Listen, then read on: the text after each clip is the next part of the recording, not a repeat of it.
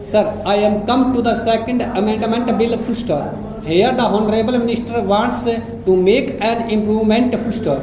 I very well understand it and to some extent it is welcome full stop. He wants to cover an employee who has interrupted service and that interruption in service being created as a result of his absence without leave from service full stop. The amending bill proposes to include this interrupted period of service of such an employee within the meaning of continuing service for the purpose of payment of gratuity full stop. This much I welcome full stop. But I would like to point out to the Honorable Minister that regarding 240 working days, the ambiguity is still there and the day may not be far off when the Supreme Court may interrupt it in another way and you may have to come with another amending bill before the House full stop, so that ambiguity should have been cleared by you full stop. Here again I beg to submit that the Honorable Minister makes a provision which is entirely detrimental to the interests of the worker working in the factory or in some other establishment full stop stanza.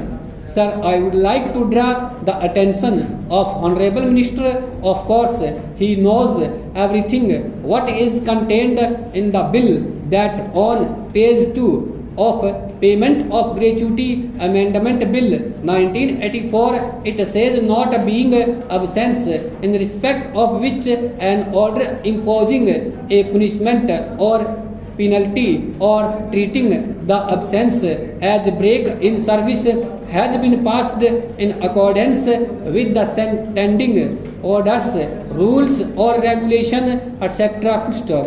Here again an unscrupulous employer, the number of whom is not small in our country, of course may take advantage of this provision and for some reason or other even on flimsy or false grounds may impose a break in service of an employee every 4 years and thereby deprive the employee of his legitimate claim of gratuity full stop.